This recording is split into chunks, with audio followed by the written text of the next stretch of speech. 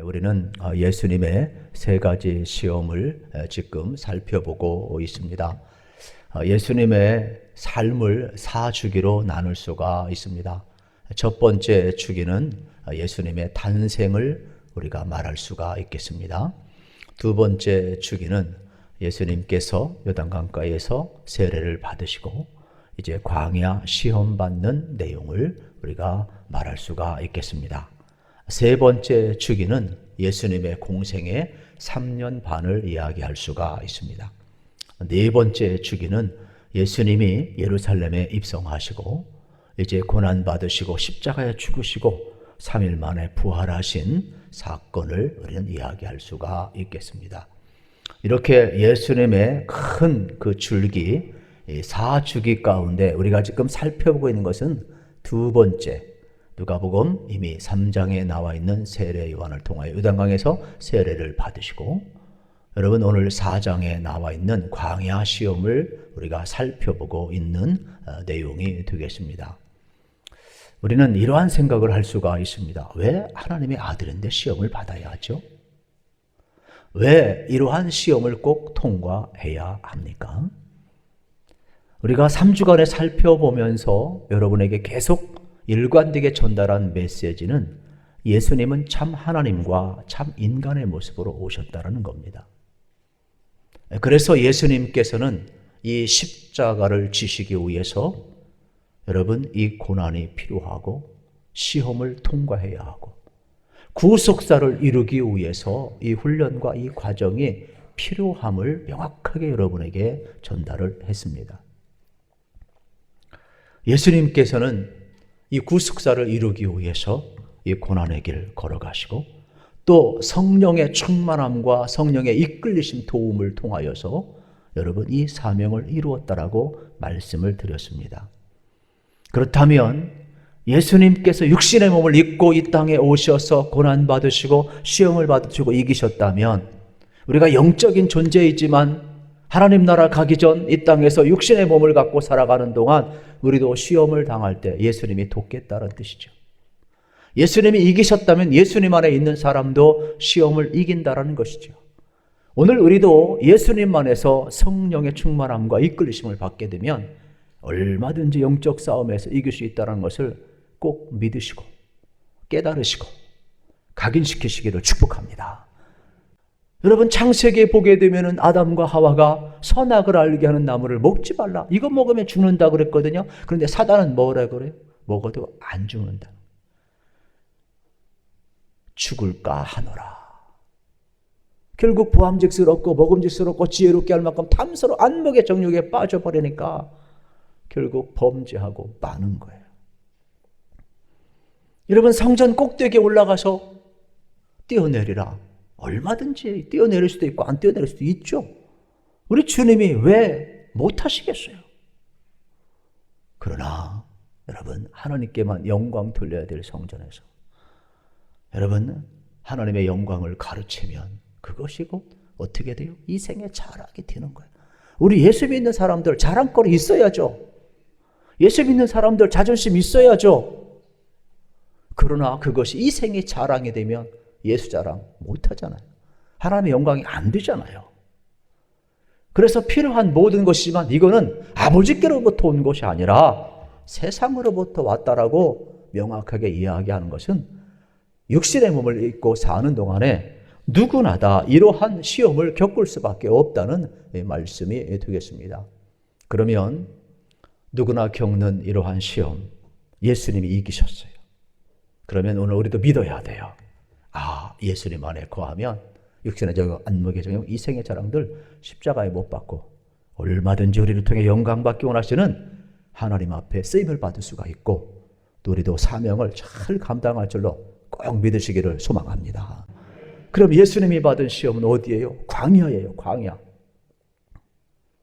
그러면 이 광야는 우리가 잘 아는 것처럼 모든 것이 부족한 곳이에요.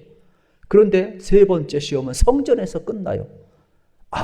우리가 하나님이 전에서 모든 시험이 마무리되고 이 성전이 주는 의미가 얼마나 큰지 몰라요. 그건 나중에 기회 있을 때 또 은혜를 나누도록 하겠습니다. 여기 광야에서 벌어지는 시험, 이스라엘 백성들은 애굽에서 나오고 첫 번째 팔 디딘 것이 광야예요. 그곳에는 아무것도 없어요. 그곳은 결핍의 장소예요. 그런데 역설적으로 절대 결핍의 장소에서 하나님 바라볼 때 절대적 풍성함을 경험하는 것도 광야예요. 그러니까 우리 인생길 시험이 왔을 때 덜커덕 우리가 넘어질 수 있고 모든 걸 잃을 수도 있지만 그곳에서 여러분들이 하나님을 만나고 여러분들이 다시 한번 모든 시험을 이긴다면 절대적 풍성함을 얼마든지 여러분이 경험할 수 있는 반전의 장소가 시험의 장소이고 광야임을 우리가 기억할 수 있기를 간절히 바라는 것입니다. 광야는요, 가는 동안에 우리 하나님이 함께 하시면서 이스라엘 백성이 먹을 것 필요할 때 다 주었거든요. 만나를 주셨어요. 애굽에서 나올 때 빈수는 나왔잖아요. 그러니까 40년 광야에서 만나를 주셨단 말이에요. 만나가 언제 그치느냐? 가나안에 들어갔을 때. 그래서 가나안 땅에 들어가서 농사를 짓고 여러분 소산물을 먹을 때 만나가 그쳤다 그랬어요. 일상의 회복이 된 거예요. 그러면 광야 40년은 뭐냐? 비상조치예요. 그래서 그들이 먹을 것이 없다 그러니까 매일 만나를 주었어요. 하늘의 양식을 주었어요. 만나는 이것이 무엇이냐? 이러한 뜻이 있어요. 그럼 이스라엘 백성들이 여러분 일용할 양식 만나로 만족했느냐? 그렇지 못해요. 왜냐하면 육신적인 것은요, 이게 참 이상합니다. 이 빵 같은 과자 같은 이 만나, 이것으로 육신의 떡을 삶고 먹었는데 이스라엘 백성들은 고기가 먹고 싶어요. 그래서 고기 달라고 하니까 하나님이 동풍 서풍 불어가지고 메추라기를 다 보내주셔가지고 고기도 먹게 하잖아요. 또 물이 필요하다니까 또 물도 여러분 솟게 하셔서 그들의 목마름을 또 채워주셔요. 그러면 떡을 먹어도 만족했나요? 고기 먹어도 만족했나요? 그들 필요한 거 다 채워준다고 만족했나요? 출애굽기에 보게 되면 이스라엘 백성 만족 못해요. 맨날 불평하고 없는 것만 생각을 해요. 이 사람이 참 그런 것 같아요. 은혜를 기억하면 감사하며 살 수 있는데 자꾸 자기 필요를 구하게 되면 줘도 끝이 없어요. 그래서 이 성경에서 만나는 영적인 의미예요. 육신의 떡만 사는 존재가 아니라 하늘의 만나로 살아야 된다는 거예요. 그래서 사람이 떡으로만 사는 것이 아니라 하나님의 입으로 나오는 말씀으로 살 것이라는 이 내용을 계속해서 성경은 강조하고 있는 거예요. 예수님께서도 이 땅에 오셔서 뭐라고 이야기합니까? 내가 참 생명의 떡이다. 요한복음 6장에서 말씀하잖아요. 육신의 몸을 입고 오셔서 자신의 육신과 여러분 십자가에서 찢기시고 피를 흘리시면서 자신의 몸과 피를 내어주시면서 우리에게 참 생명을 주셨다 이 말이에요. 그만큼 예수님은 하늘의 만나로서 우리에게 오셨음을 가르쳐주고 있습니다. 또 신약 성경에 넘어와서 이 광야가 지니는 의미는 더 이제 넓고 깊어지는데 유대 사람들이 세상이 너무 혼탁하니까 그냥 하나님만 바라보면서 은둔 생활하기에도 광야로 다 들어갔어요. 그래서 그들이 모여서 속세를 떠나고 공동체를 이루었는데 그걸 쿰난 공동체라고 이야기를 해요. 이건 좁은 의미이고 더 넓게 이제 SNF라고 하는데 이 사람들은 비록 지금 세상이 혼탁하고 아무런 소망이 없지만은 우리가 메시아가 가져올 구원과 그 하나님의 나라를 바라보면서 광야에 들어가서 땅을 파고 굴을 파고 또 그들이 모여서 생활을 하며 그게 생활하는 사람들 가운데 두 종류가 있어요. 지상에 하나님의 나라를 이루는 사람, 또 예수님이 가져온 그 하나님의 나라를 그대로 받아들이는 사람. 이러한 오해가 섞여 있는 장면을 이제 보게 되는 거예요. 그런데 이러한 사람들 가운데 속에서 예수님이 하나님의 나라를 광야에서 선포하시는 거예요. 밑도 끝도 없이 그냥 광야에서 선포한 게 아니라, 그리고 그들이 생각한 지상의 하나님의 나라가 아니라 예수님이 가져온 사랑의 하나님의 나라, 죄인들이 회개하고 믿음으로 들어가는 하나님의 나라, 성령님께서 이끌어 가시는 그 하나님의 나라를, 우리 주님이 다스리는 그 하나님의 나라를 명확하게 광야에서 선포하고 있는 거예요. 그러니까 시험은 예수님의 정체성을 드러내는 것이고 예수님이 가져온 하나님의 나라에 대해서 혼돈하는 백성들에게 명확히 전달하고 있음을 우리는 발견을 하게 되는 것입니다. 사단은 끊임없이 예수님이 하는 이 구속사역을 계속 방해하고 있어요. 그래서 오늘 구체적으로 살펴볼 이 세 번째 시험, 성전 꼭대기에 데리고 가서 뛰어내리라. 그러면 하나님이 사자들을 보내가지고 너 다투지 않도록 다 받들 거 아니냐. 그때 얼마나 영광스러우냐. 그렇게 해서 네가 하나님의 아들임을 증명해보라. 이렇게 유혹을 하고 있잖아요. 왜 성전 꼭대기로 데려갔을까? 왜 성전일까요? 유대인들은요, 성전이 전부예요. 삶이에요. 종교예요. 신앙이에요. 생명이에요. 전부예요. 예수님께서 이제 오셨을 때 무슨 일이 벌어 이런 영광스러운 성전이 변형되었다라는 거예요. 도적의 소굴이 돼버리고 또 장사하는 사람들로 가득 차버리고 또 제사장이 상점을 직접 운영하며 직영을 하다 보니까 이 어떻게든 레위인과 제사장들이 시스템이 지들 배불린 시스템으로 바뀌어버린 거라. 그리고 하나님의 집은 만민이 기도하는 집이라고 그랬는데 기도하질 않아요. 예수님이 그래서 변형된 이 성전, 예수님이 참 성전의 모습으로 왔잖아요. 그러니까 자신을 가리켜서 한 말이지만 이 성전을 헐리라 그러신 거예요. 성전은요, 하나님의 말씀이 있어야 돼요. 성전은요, 하나님의 말씀을 듣고요, 은혜 받고 회개의 역사가 있어야 돼요. 성전에서는요, 하나님 앞에 기도하고 하나님 임재를 경험하고 대면한 역사가 있어야 돼요. 이러한 역사가 없으면 신전으로 바뀌는 거예요. 성전이 아니에요. 오늘 한국교회가 어려운 가운데 있는 건 뭐냐? 형식은 있지만은 말씀이 살아있고 회개가 일어나는데 없어요. 세상 것만 구해요. 기도하지를 않아요. 그러면 참 모형 되신 우리 주님이 건물은 헐 수밖에 없죠. 우리의 심령에 성령이 계시고 여러분 하나님이 역사해야 참 성전 아니겠어요? 그래서 여러분들 주의 전에 오셔서 성전을 성전되게 하시기를 축복합니다. 성전을 신전화 만들면 안 되는 거예요. 이것이 예나 지금이나 끊임없는 마귀의 여러분 시험임을 여러분 우리가 다시 한번 살펴볼 필요가 있어요. 그래서 예수님께서 참 성전으로 오셔서 이제 자신이 참 성전임을 드러내놓고 설명을 하는 거예요. 그래서 새벽기도 나오신 분들은 기억을 하겠지만은 이제 빌립이 나다나엘을 데리고 예수님 앞에 왔을 때 예수님이 참 성전이 무엇인가를 설명을 해주는 거예요. 빌립이 예수님의 부름 앞에서 우리가 기다리는 메시아를 만났고 그래서 하나님의 영광을 경험하고 예수님이 참 하나님이고 참 구원자임을 경험하고 빌립은 즉각 순종을 합니다.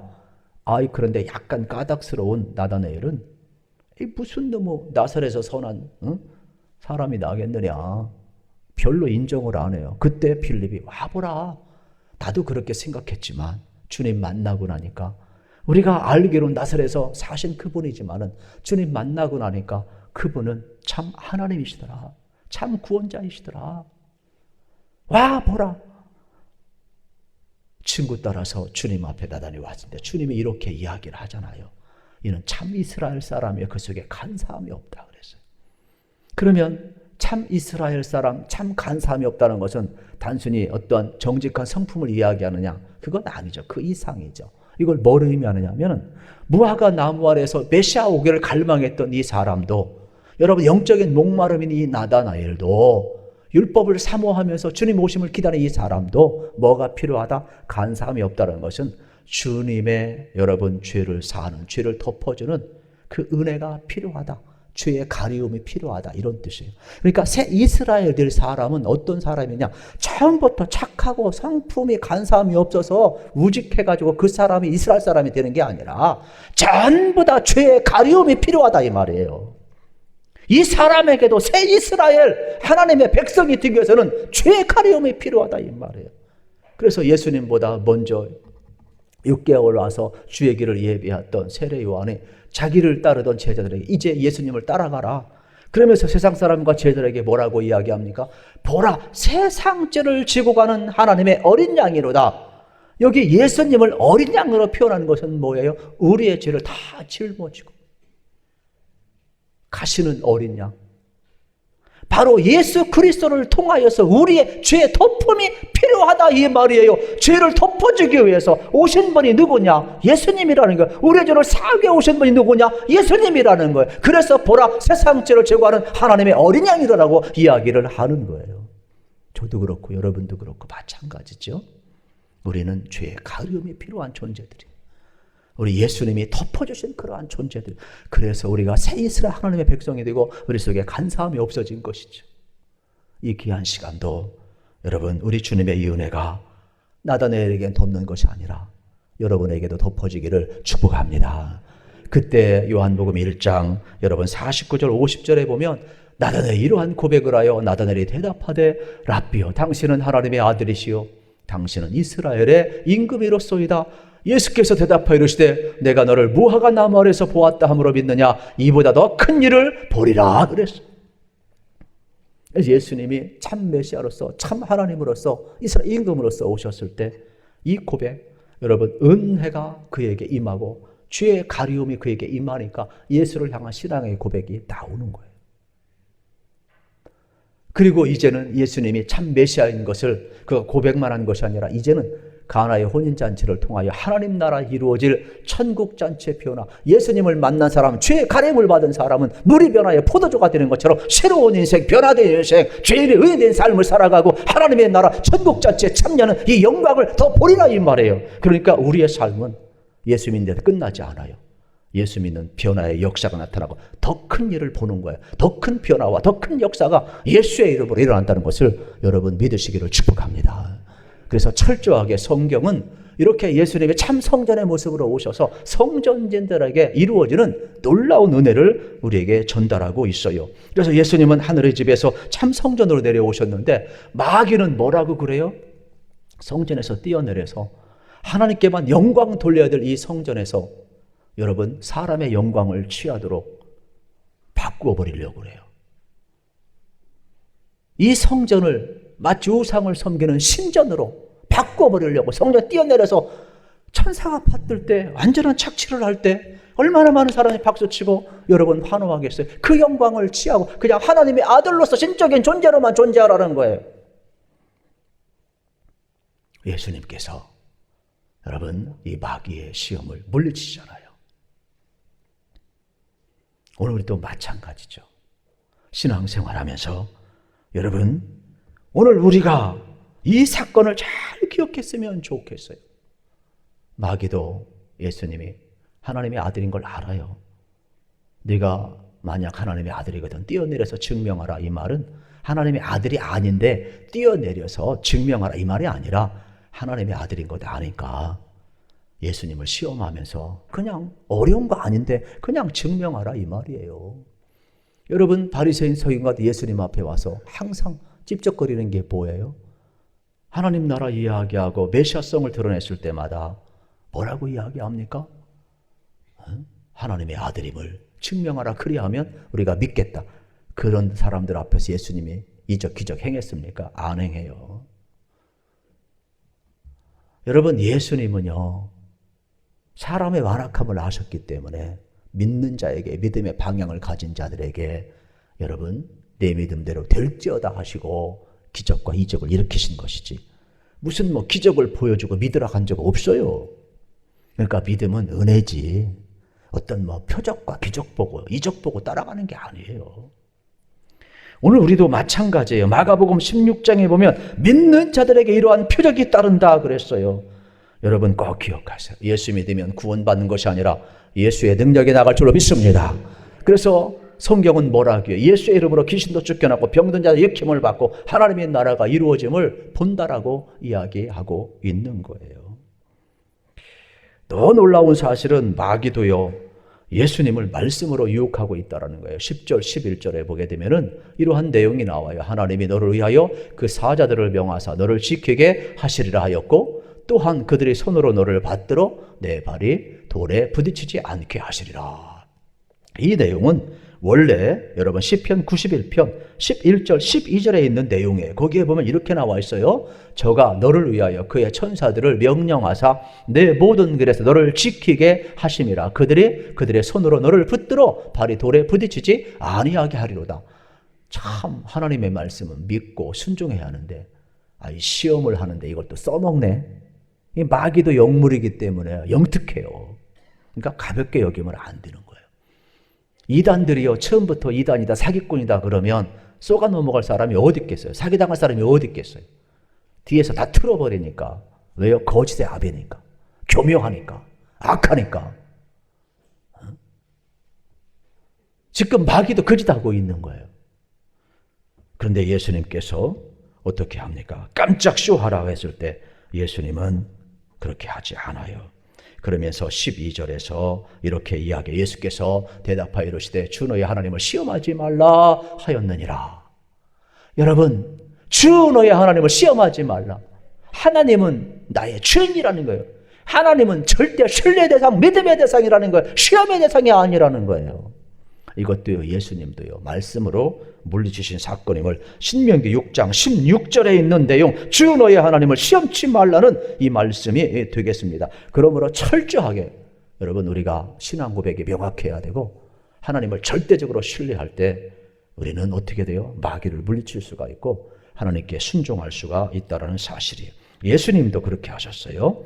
그러므로 여러분 광야 같은 인생길 걸어갈 때 수많은 육신의 죄고 안목의 이생의 자랑들이 많이 있잖아요. 그때마다 기억하세요. 예수님이 어떻게 하셨어요?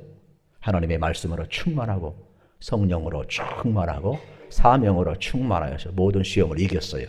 그러면 우리도 어떻게 예수님 안에 거해야 돼요. 여러분들 예수로 충만하시기를 축복합니다. 하나님의 말씀으로 충만하시기를 축복합니다. 성령의 기름 부음이 넘쳐나기를 축복합니다. 그때 우리는 어떠한 시험도 이길 수가 있는 거예요.